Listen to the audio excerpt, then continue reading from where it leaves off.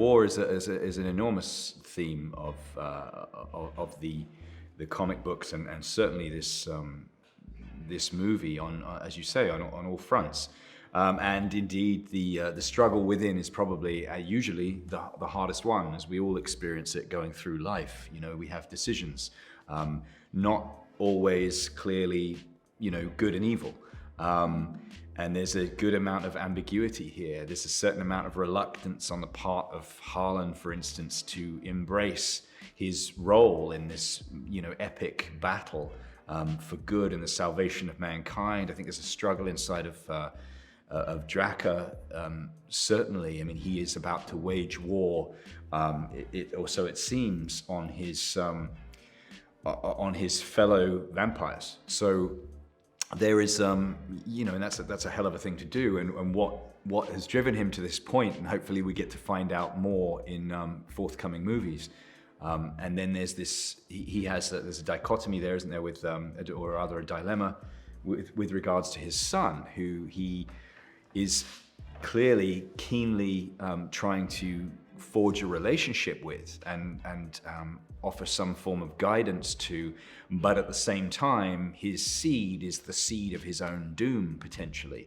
So, yeah, there's a lot of interesting warring factions going on. Yeah, and I think that's what makes it, I think that's what drew me to the film, is that very often these genres don't particularly have that battle within. They're very much about the action, the war, and we don't get to see those. And as you pointed out, each of these characters has a fantastic dilemma, as we do as interesting human beings, and that is what is, you know, you could have as amazing stunts or fantastic visual effects as you want, but you need this really human story. And I think with Dampyr, with the film and with these characters, that's what pulls you in, and that's what's going to carry an audience through the film, and it's also what's going to carry the audience forward into other films. I often, I mean, this is a silly thing, but I feel like when I'm walking alone in the country and it's particularly dark, and you let some of those intrusive thoughts in, and you suddenly think, what happens if I do sometimes galvanize myself and think, how can I be scarier than the thing I'm scared of?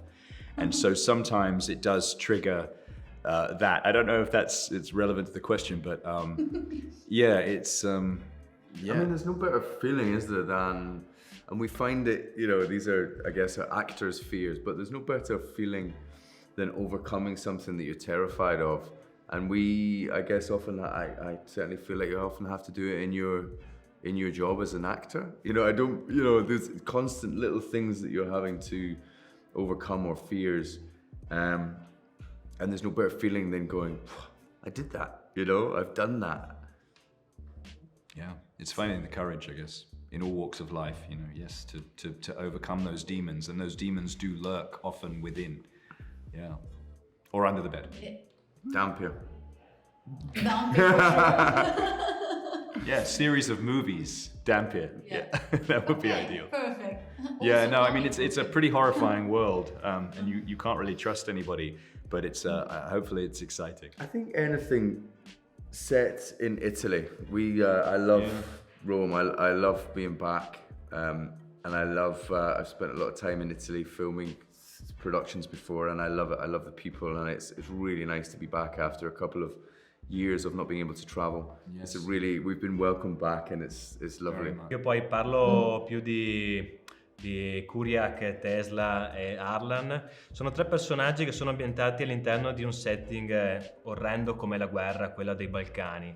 E sicuramente, secondo me, è molto affascinante vedere come i loro giorni siano regioni di speranza, chi si deve ribellare dal proprio manipolatore, chi deve abbracciare il suo destino, chi deve trovare un nuovo modo di vivere perché la guerra gli ha tolto tutto. Quindi è sicuramente una storia che ci pone davanti alla voglia di riscatto in un mondo che ci toglie tutto, qual è la guerra. I think the thing for me is we need variety in our lives just to keep us going. Me myself, I always feel that when I'm in one place, I want to be in another place. So it's sort of, I've got to be careful of the fact that sometimes I'm in a really nice place, I'm in a really good place, and I want to sort of get out, I want it to be messy, and I want and I have to be careful about that. And other times I'm sort of in a mess and I'm in chaos, and I sort of quite like that, and I have to sort of change it all the time. So yeah, it's about not being too content, really. But I think variety is the spice of life, and I think it's being, fear can drive us to very, very dark places, and I think it is about recognizing the things that drive us through fear and shining some light on that, so that we're not manipulated by our own dark side.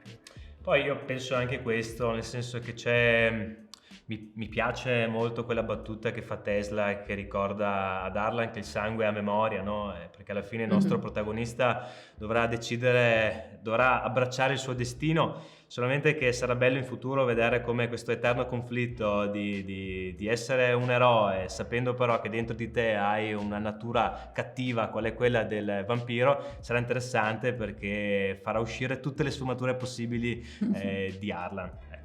It's a weird one, but I think the Truman Show. I thought the fact that everything was done for him and all that, even though it was weird and manipulated, I thought, God, sounds like quite a nice place to be. That was okay for me. I'm fine with that. I'm fine with that. Just bring me my meals when I want them. Tell me when to go to bed. That's fine. It's a bit like being an actor.